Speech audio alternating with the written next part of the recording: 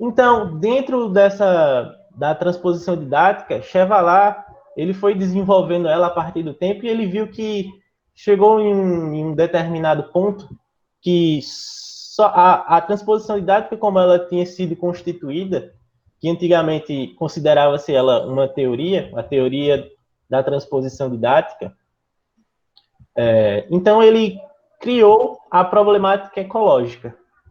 Então, o que é a problemática ecológica? Ela é uma forma de incrementar os estudos na transposição didática. Então, a origem desse vasto campo, ele visa questionar por que uma coisa existe, como que ela chegou lá, qual as relações que esse objeto tem com outros objetos dentro de uma instituição, como que ele sobrevive dentro dessa instituição, por que ele sobrevive dentro dessa instituição. Então, esses questionamentos, essa problemática ecológica é o que Chevalier começou a denominar de ecologia didática do saber. Então, a ecologia didática do saber, ela surge dentro da transposição didática como uma forma de implementar, de ampliar as noções de pesquisa em transposição didática. Eu vou apresentar para vocês alguns conceitos básicos para a gente entender o que é essa ideia de ecologia e ecossistema que ele trouxe com a problemática ecológica.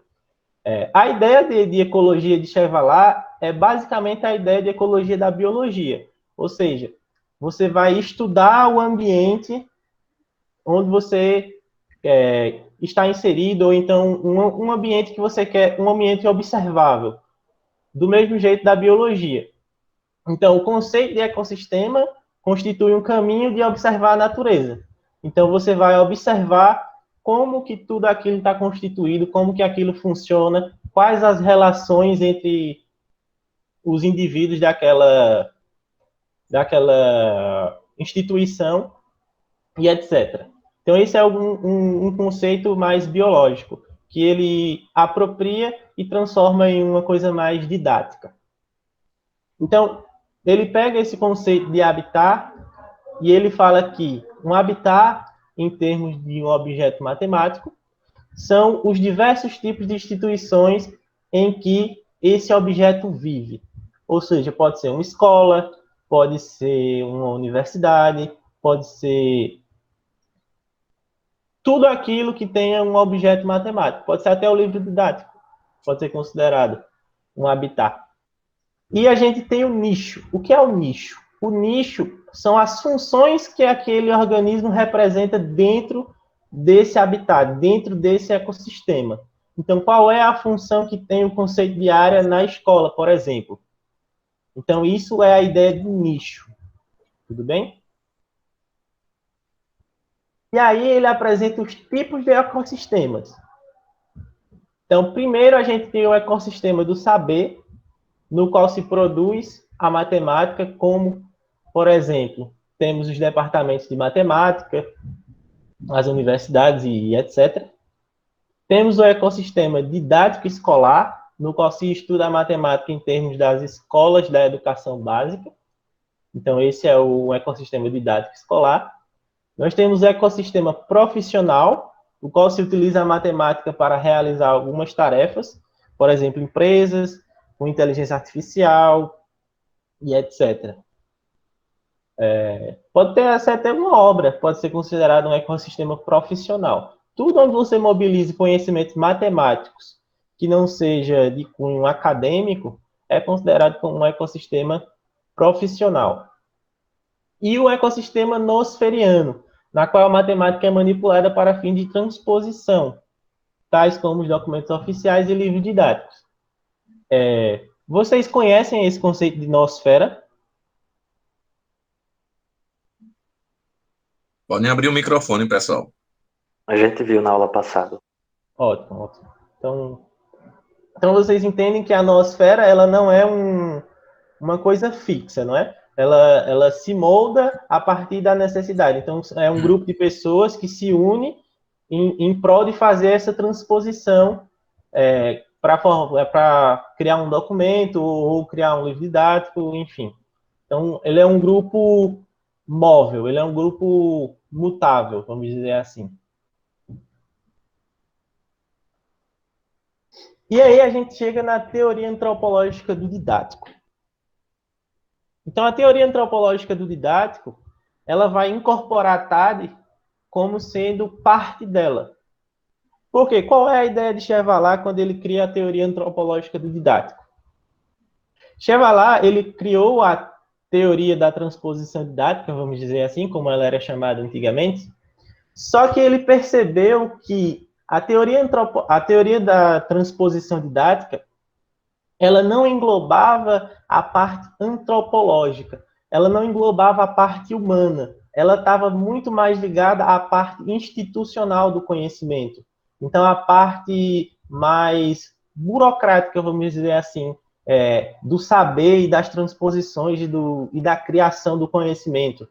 Então, ele viu essa necessidade de transformar aquilo que ele tinha criado e ampliar aquilo que ele tinha criado para também agregar essas noções antropológicas, essas noções do ser humano. Então, ele amplia essa ideia de transposição didática para situar a atividade humana e o estudo em matemática no conjunto de atividades humanas. Então, a teoria da transposição didática, na minha opinião, ela deixa de existir e passa a surgir a teoria antropológica do didático, incorporando a teoria da transposição didática. Então, a teoria antropológica do didático, ela surge depois, mas ela surge de uma forma maior, mais ampla e mais completa. Então, por isso que ele fala que a TAD ela é uma ampliação da transposição didática. Então, a transposição didática ela fica meio que em segundo plano e surge a grande teoria, que é a teoria antropológica do didático, que vem sendo desenvolvida até os dias atuais. Então, como eu falei, a TAD, ela estuda o homem diante do saber matemático, e mais particularmente frente às situações matemáticas, partindo do princípio de que todo matemático aparece como... Todo trabalho matemático aparece como resposta a um tipo de tarefa. E aí entra uma noção muito importante que a gente tem que entender, que é a noção de... Eita, desculpa, pulei uma parte aqui.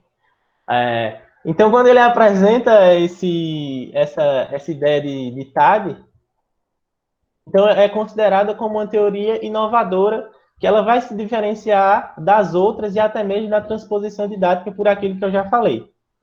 E aí a gente tem alguns elementos primitivos na TAD que são muito importantes para a gente compreender ela como um todo.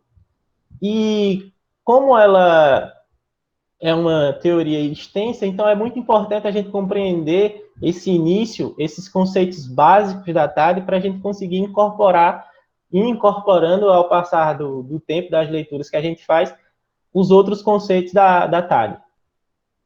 Então, são apresentados 3 conceitos primitivos. Quais são esses conceitos primitivos? A gente tem os conceitos de objetos, instituições e pessoas. Então, esses conceitos eles vão se relacionar a todo momento. Então, a gente vai ter a relação dos objetos com as instituições, das pessoas com os objetos e das instituições com as pessoas. Tudo bem? Então, vou tomar uma água aqui.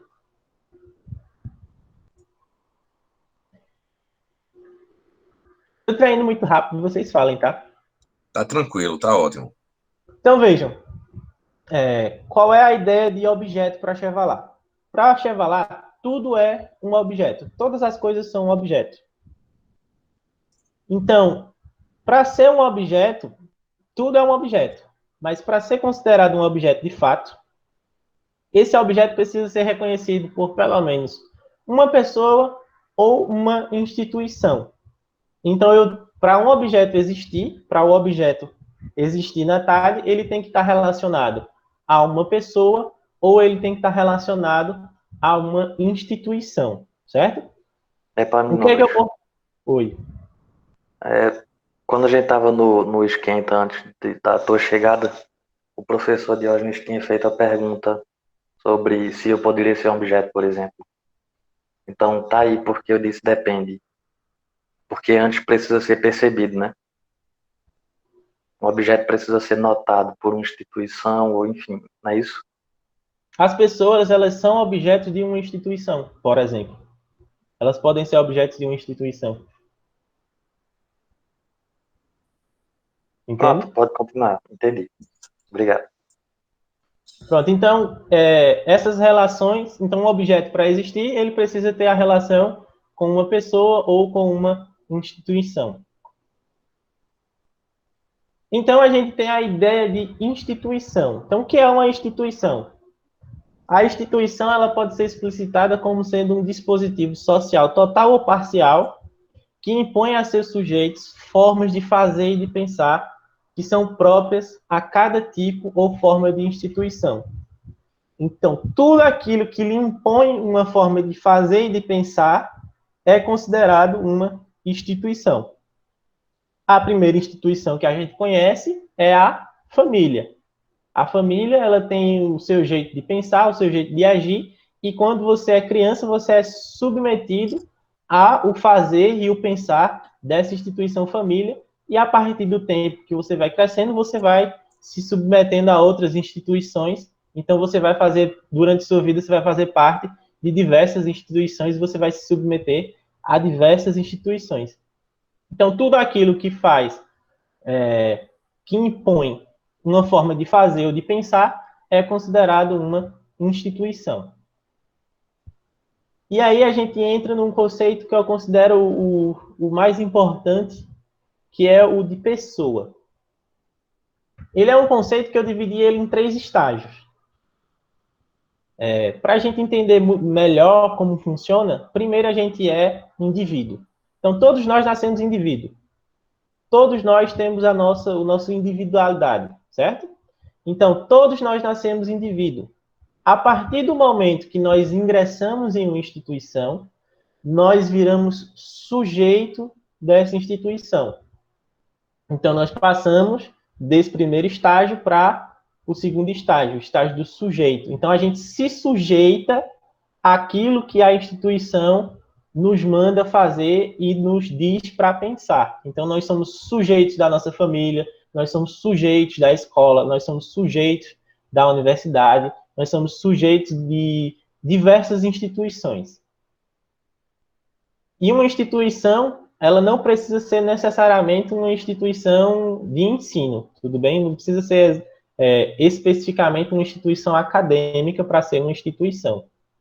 Então, nós somos sujeitos de uma instituição e ao longo da nossa vida, nós somos sujeitos de várias instituições. Então, essa trajetória de sermos sujeitos de várias instituições ao mesmo tempo é o que nos constitui como pessoa. Então, nós nos constituímos como pessoa a partir do momento que nós nos sujeitamos a diversas instituições. Então, nós passamos por esses 3 estágios e nos tornamos pessoas. Vocês têm alguma dúvida nesses 3 conceitos primitivos da TAD? Por Ótimo. enquanto não, tá tranquilo. Ótimo.